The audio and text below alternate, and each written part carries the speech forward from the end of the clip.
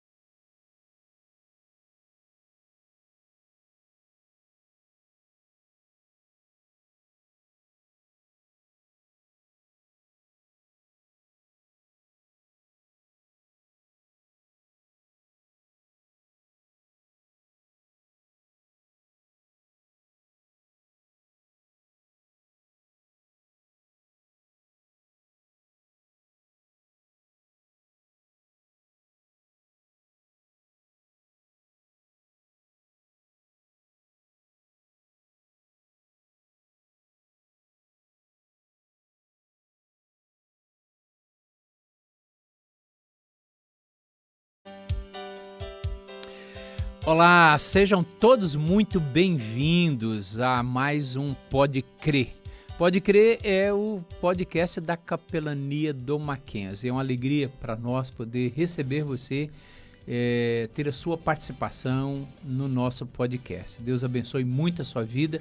E hoje, queridos, nós vamos tratar de um tema muito bacana, porque nós vamos falar a respeito de esperança, vamos falar a respeito do cuidado de Deus com a nossa vida. E nessa época do ano é muito comum a gente ter algumas preocupações com relação ao futuro, com relação ao novo ano. Ou seja, nós nos preocupamos com as nossas finanças, nos preocupamos com a nossa saúde, com a questão da segurança, com a questão do emprego, enfim, a gente tem um olhar para o amanhã e às vezes o nosso coração ele é tomado pela inquietação, pela ansiedade. E hoje então nós vamos falar sobre isso. Quem cuidará de mim no futuro? E para falar sobre esse assunto, nós temos aqui um timaço de peso, né? Nós temos aqui a Lari, que você já conhece, o Piacente, e hoje estreando aqui no nosso programa, a Duda, Olá. Que é a nossa capelã ali no colégio aqui do Higienópolis. Então sejam todos muito bem-vindos. Obrigada. Animados aí? Sim. Muito? Muito? Com certeza. Cheio de esperança. Falar a respeito do futuro, da confiança em Deus, da segurança no dia de amanhã, é muito bacana, né? Sim. Muito bom. Uhum. Tá. A minha pergunta, então, nesse início é a seguinte: por que as pessoas, normalmente, nessa época do ano, vai terminando o ano, e pensando em 2025, pensando no ano seguinte, eles trazem um pouco de preocupação? Alguns fazem votos, alguns fazem promessas. Por que isso acontece? Reverendo? Eu tenho que começar? Olá! Qualquer um. Muito bom, pastor. Eu estou acostumado a não começar, mas é uma grande alegria. Eu creio que essa época do ano, ela traz inquietações, porque nós sabemos que quando nós terminamos uma etapa e começamos outra, coisas novas podem acontecer. E quando coisas novas podem acontecer, elas podem ser boas novidades ou não tão boas. O fato é que essa época do ano é uma época onde nós temos que reavaliar o que fizemos. E ao reavaliar o que nós fizemos, muitas vezes nós descobrimos que não fizemos tudo aquilo que gostaríamos. Então, é claro, uma vez que nós nos deparamos com um tempo, uma época, onde nós estamos avaliando o que fizemos em 2024 e com a expectativa de 2025, a ansiedade aumenta. O remédio é a esperança. Não é verdade? Sim, é verdade. Eu acho que eu ia falar exatamente isso que o reverendo Piacente disse, na questão Você de... podia ter começado, então. Poderia. Mas eu acho que é a questão de nós olharmos para trás, né? O que nós fizemos este ano, ou o que nós deveríamos ter feito, ou o que nós queríamos ter feito e não conseguimos fazer. E isso pode trazer uma preocupação. Mais um ano se passou e mais uma vez eu não consegui fazer tal coisa, eu não consegui cumprir com aquilo que eu queria ter, que eu prometi fazer lá no começo do ano, né? Que todo ano a gente faz como o reverendo mesmo disse, fazemos promessas, fazemos votos. Esse ano eu vou entrar na academia. O senhor conseguiu, né? O senhor conseguiu. Fiz 2 vezes, mas consegui. Mas é isso, né? Acho que é olhar para trás e ver que muitas coisas precisam ser feitas e o tempo é pouco. E aí dá essa ansiedade e essa pressa, né? Isso gera ansiedade na gente. Uhum. Ao mesmo tempo que nós olhamos para trás, isso nos faz olhar para frente, né? E diante do desespero de, nossa, não consegui fazer parte daquilo que eu planejei, nós começamos a planejar fazer o que a gente deixou de fazer. Uhum. E aí nós começamos a querer planejar tanto o futuro ao ponto de perder até mesmo o presente, né? Nós deixamos de viver o que Deus está nos dando agora, o momento em que vivemos agora, para começar a planejar demais o futuro. E mais uma vez a gente perde o hoje, visando somente a ansiedade que está no nosso coração, querendo resolver coisas que ainda não sabemos se vão acontecer ou não. Isso é verdade. Né? Então, às vezes nós queremos controlar demais aquilo que nós não temos ainda. Mas o hoje, às vezes, perdemos por causa dessa preocupação precoce, né? Muitas interessante, vezes. Né?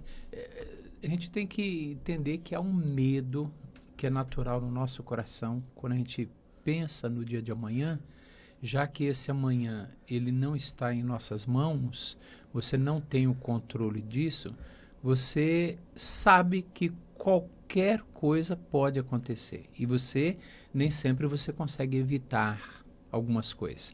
Então, o medo ele está presente, né? Eu sinto isso às vezes comigo mesmo. O medo ele é uma realidade na vida do ser humano quando a gente pensa no amanhã e a gente fica se perguntando... E agora? E agora? E afinal de contas, tem alguém que vai poder cuidar de mim amanhã se a coisa não funcionar direito, se algumas coisas derem errado? E, afinal de contas, quem é que vai cuidar de mim amanhã? Vocês têm essa sensação também de que, olhando para o futuro, algo pode dar errado e que vocês não vão dar conta de consertar alguma coisa assim? Se acontecem com vocês, como é que vocês lidam com isso? Com certeza. Acho que todos temos, né, medos. Eu acho que o problema não é ter medo. Acho que o problema é como nós reagimos ao medo. Reagimos a essas preocupações. Eu, particularmente, já passei por situações... que eu fiquei com muito medo de algo muito ruim acontecer e aquilo não estava no meu controle, como nada está no nosso controle, né? Mas a gente tem essa falsa sensação de que a gente tem o controle das coisas e nós não temos o controle de nada, né?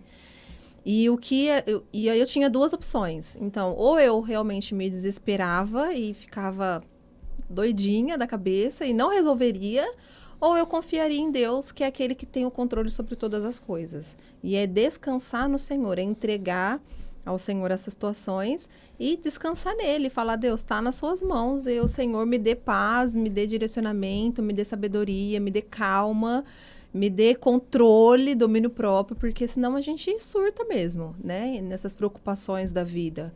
Porque realmente nada está no nosso controle. Então, a gente precisa confiar naquele que tem o controle sobre todas as coisas. É verdade. E quais são as principais inquietações que a gente traz no coração na hora dessa? As inquietações que nós trazemos no coração, isso é bem interessante, porque todos nós somos criados à imagem e semelhança de Deus, então nós temos inquietações, medos e preocupações que são bem semelhantes. É justamente sobre isso que vai acontecer. Como será o futuro? Eu acho que quando nós terminamos um ano e a gente tem esse hábito de contar as coisas, então nós contamos anos, nós contamos os dias, nós contamos as horas, até os minutos. E quando parece que 2024 realmente está acabando, quando parece que nós chegamos nesse momento e nós não fizemos tudo o que a gente tinha que fazer, a impressão é que nós perdemos. Perdi 2024. Não fiz tudo o que eu tinha que fazer, perdi. Isso causa uma série de preocupações e acende o medo do futuro. O que vai acontecer amanhã? É claro que quando nós chegamos nesse momento de ter que lidar com os medos, aí que nós precisamos realmente ter uma atitude muito clara de esperança. Porque segundo as Escrituras, e nós sabemos bem disso, alguns já tentaram interpretar esperança de muitas formas, né? Como ato de esperançar. Alguns famosos já falaram isso. Mas as Escrituras falam de uma esperança que é esperar em Deus. É você aquietar o seu coração. No ditado popular, as pessoas dizem, a esperança é a última que morre. Porque nós precisamos dela para viver. Então, diante dessas inquietações, e são muitas, como por exemplo, como vai ser meu emprego ano que vem? Quais são as aulas que eu terei o ano que vem? O ano que vem tem que fazer estágio. Como é que vai ser? Alguns dos nossos alunos devem estar pensando, o ano que vem eu tenho que sair do meu emprego para conseguir um estágio, porque é obrigatório na universidade. Como vai ser? Alguns dos nossos alunos estão pensando, olha, o ano que vem é meu último ano. Sempre tem aquele que está falando assim, olha, se eu não me formar o ano que vem, vou jubilar. Não é? Então, é nessa hora que esses medos, eles tentam tomar conta do nosso coração. Eles fazem parte da nossa existência porque nós vivemos num mundo caído. Mas eu não preciso me submeter a ele. Eu posso enfrentá-lo, olho no olho, com a esperança que a palavra me traz. Nós já fizemos uma pesquisa de campo aqui no Mackenzie com os nossos alunos, com os nossos universitários. E eu lembro que a questão que mais apareceu na nossa pesquisa naquela época, isso tem alguns anos, foi alunos que estavam realmente, Reverendo Piacente, já terminando o semestre, terminando o seu curso, e o medo deles e a preocupação, e talvez seja a sua preocupação também, que é o que eu vou fazer agora? Será que eu vou conseguir emprego? Será que eu vou conseguir entrar no mercado de trabalho? Será que eu vou conseguir ter um trabalho onde eu vou poder ser bem remunerado? Afinal de contas, o que eu vou fazer a partir desse momento em que eu estou me formando?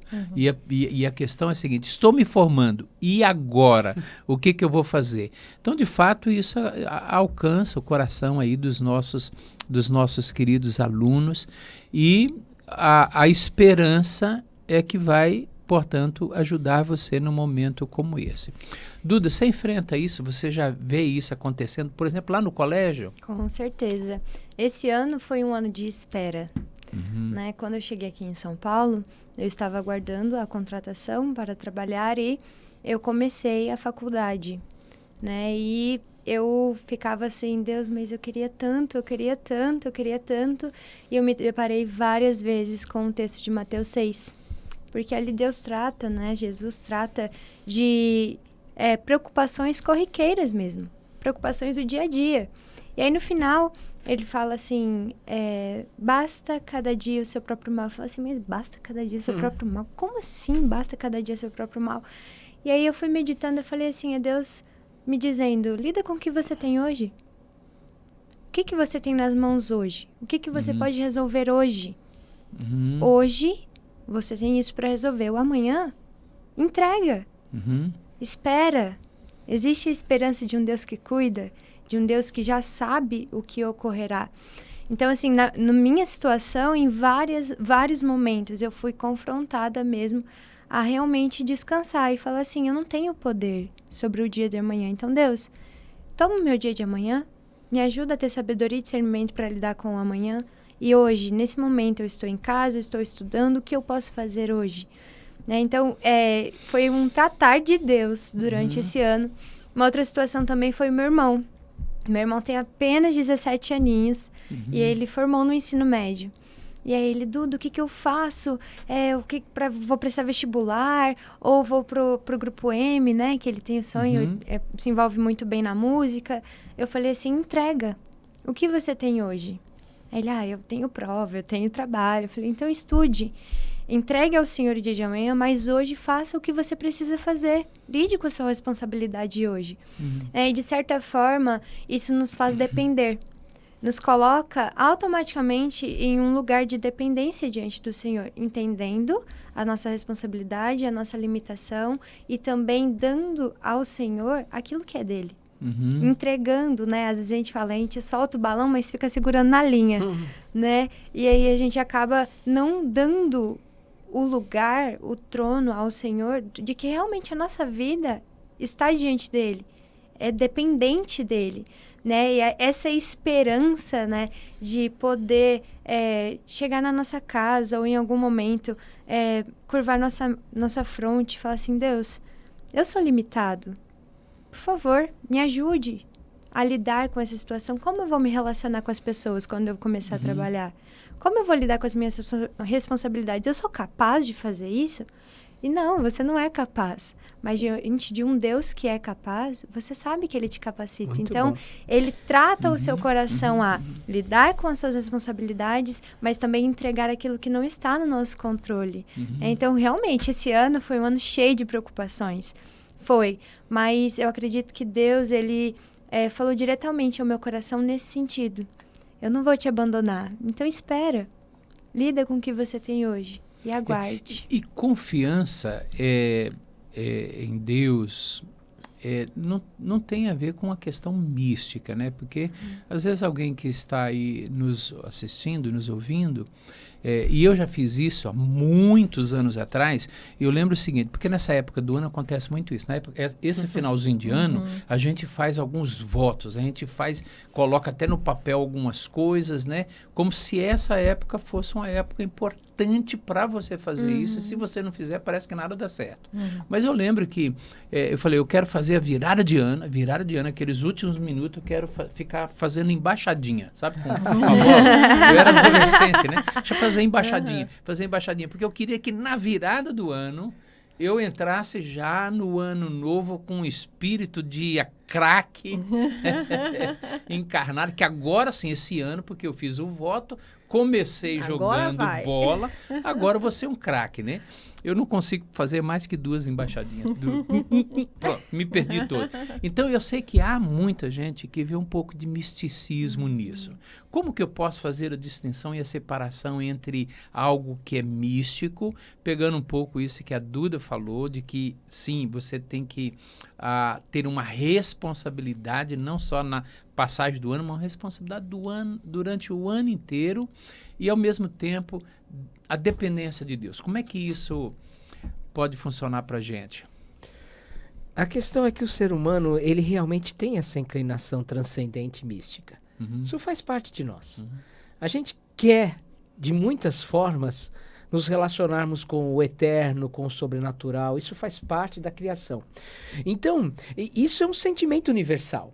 A questão é que as escrituras fazem com que esse sentimento seja canalizado. Corretamente. Então, ok, você tem o desejo de começar um 2025 bem, você tem o desejo de fazer coisas boas em 2025, você tem o sonho de que coisas diferentes aconteçam e você quer, de alguma forma, mexer num ambiente que você não tem acesso, pelo menos não totalmente, que é o sobrenatural, e você espera que se você tocar nesse sobrenatural, coisas novas vão acontecer. Então, tem uma boa notícia para você. Se você crê em Jesus Cristo, e se você compreende quem Ele é, se você tem aceitado o desafio de andar com Ele, Ele com certeza tem todo o poder sobrenatural, inclusive, para alterar o nosso ano de 2025. Então a mística em si, ela só está equivocada quando ela se torna dissociada daquele que é o Criador de todas as coisas. Sim. Porque não adianta você procurar uma solução onde ela não está. Você tem que ir direto ao ponto. Então, eu imagino que muitos dos nossos colegas, aqueles que estão nos assistindo, eles têm esse desejo de repente, começar o ano fazendo alguma coisa que digam assim, não, isso aqui vai dar abertura para começar 2025 com o pé direito.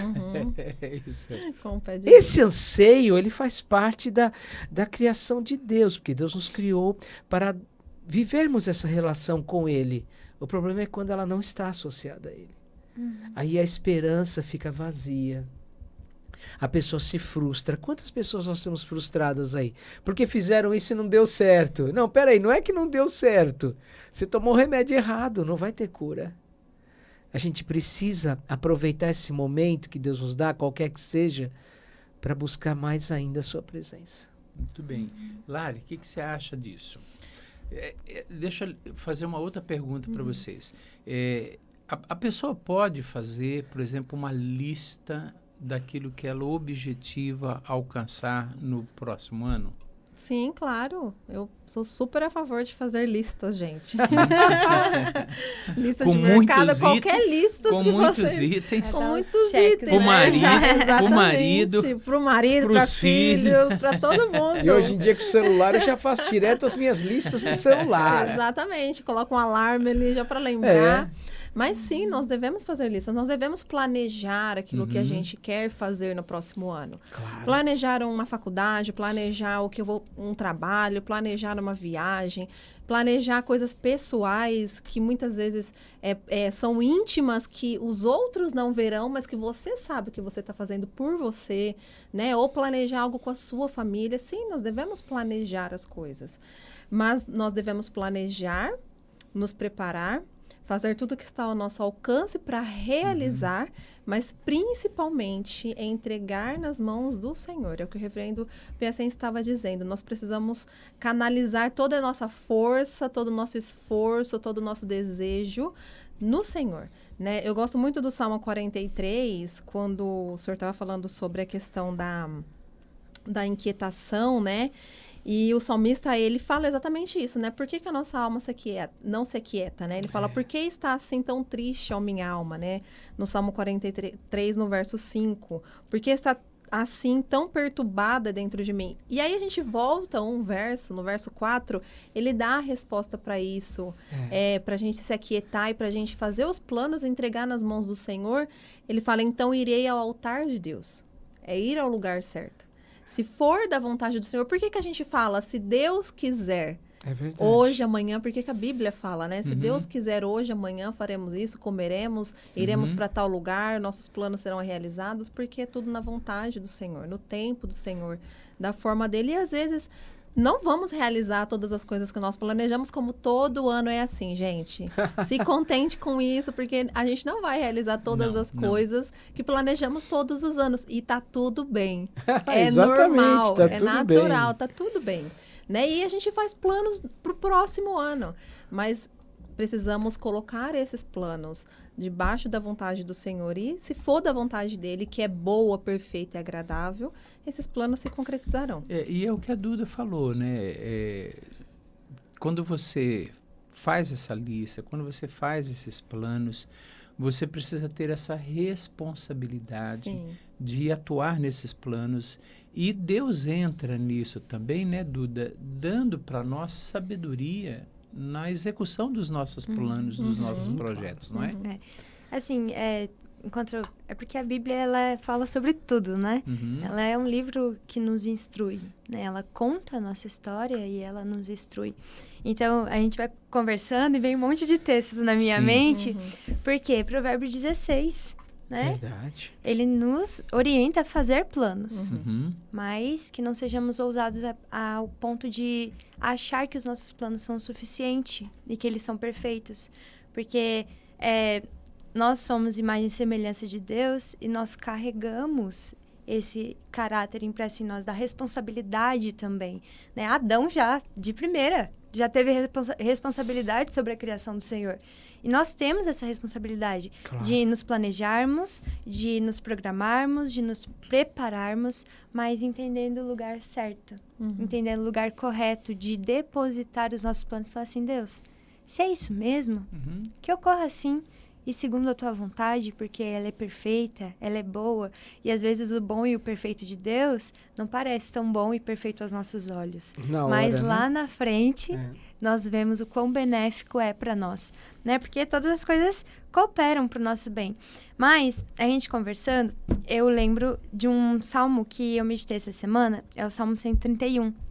Em que Davi, ele fala assim, Deus, não é altivo, Senhor, não é altivo o meu coração. Eu não quero coisas maravilhosas demais. Eu não quero coisas além do que eu preciso, né? Ou seja, eu preciso, mas me dê aquilo que eu preciso, né? Que eu não seja soberbo, que eu não seja altivo. E aí, no último versículo, ele diz assim, espera, ó Israel, no Senhor, desde agora e para sempre. Né? O esperar... né, remete à esperança. Claro. Né? O esperar faz com que nós realmente exerçamos a nossa fé de que algo maior está acontecendo e um propósito maior existe diante daquilo que eu preciso me posicionar hoje, né? Então, planejar, com certeza, fazer planos, concretizar planos, né? Programar uma viagem em família, né? Porque também o descanso é uma ordenança. Então, todos os nossos planejamentos resultam em glória ao Senhor, desde que estejam no lugar certo, com certeza. Muito bem. Bom, né? Ótimo. Demais. E a Lari comentou ali a respeito da expressão "se Deus quiser". Se Deus quiser. Normalmente essa expressão ela é usada quase que como um jargão que a gente acaba usando isso no dia a dia. Se Deus quiser, eu vou passar lá na sua sala para a gente conversar. Se Deus quiser, a semana que vem a gente define isso. Então, esse "se Deus quiser" quase que funciona como um jargão.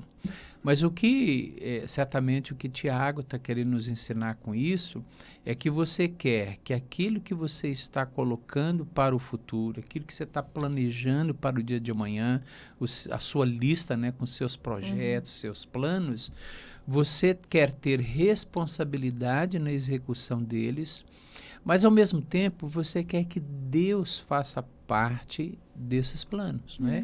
Se Deus realmente quiser, você está confiando na vontade de Deus também na sua vida. E Deus vai dando para nós sabedoria, Deus vai nos orientando. A Bíblia ela está farta de orientações para nós a respeito de várias áreas da nossa vida. Nem sempre ela é tão clara com relação a esse ponto ou aquele, mas há princípios em que, se você se debruçar no conhecimento de Deus, na sua dependência de Deus, e se Ele quiser, certamente você tem um futuro brilhante, você tem um amanhã debaixo dos cuidados dele. Então, o nosso desejo é esse, né? Que se Deus quiser, e você depender dele, você confiar nele, seguir as suas orientações, eu não tenho dúvida que o dia de amanhã vai ser um dia melhor para você. Amém. Lembrando da pergunta sobre como lidar, né, com essa coisa de tornar o alcance a Deus uma coisa mística, né? Lembrar que Deus, ele é Deus do ordinário. Ele está presente no ordinário. No comum, no cotidiano. comum, exatamente. Ele se faz presente e é nesse comum em que exercemos tudo em sua dependência. Mais um texto que eu lembro, na verdade o livro, né, bíblico que eu lembro é o de Neemias. Porque Neemias teve que se planejar para poder reconstruir Jerusalém. Então, naquele momento diante do rei, quando ele orou e ele, né, mesmo em sua mente, em particular com Deus, é porque ele sabia que Deus estava ali. Ele não precisa fazer uma cerimônia, usar de belas palavras e de coisas formais demais, porque Deus é íntimo e Ele estava presente, né? Então, muitas vezes hoje, nós deixamos de levar a Deus coisas simples, as pequenas preocupações, por achar que Deus não está nessas coisas, tem mais com o que se preocupar, né? Quando, na verdade, não. Ele deseja que agora, hoje e nesse momento, nas pequenas e grandes coisas, estejamos diante dele, reconhecendo e tendo aquela tranquilidade, né? Nossa, não, Deus está comigo, ele está vendo o que está acontecendo. Que coisa boa. E aí a gente volta para aquela questão que o senhor falou, por que tem que ser em determinadas épocas, né? Não precisa ser em determinadas épocas, não precisa ser só no final do ano, não precisa ser no começo de um ano, né? Pode ser todos os dias, deve ser todos os dias, entregar ao Senhor, né? Como a Duda mesmo disse, cada dia. O senhor estava falando sobre essa questão do "se Deus quiser", né? Eu gosto muito, eu faço muito comigo mesmo e até em casa, às vezes quando meu marido vai falar alguma coisa, vamos fazer tal coisa, aí a gente fala, se, e ele, "se Deus quiser, amor", exatamente, se Deus quiser. Mas eu faço esse exercício comigo, porque eu falo, Deus, o Senhor conhece o meu coração. E muitas vezes nosso coração é enganoso. A gente acha que é uma coisa boa pra gente. E não é. E a gente não consegue ver depois da curva. A gente só vê até ali a esquina, né? A gente não vê depois da curva. O que uma decisão pode acontecer, né? Então, eu realmente falo, Deus, se não for do teu agrado, se não for da tua vontade pra minha vida, que o Senhor tire do meu coração.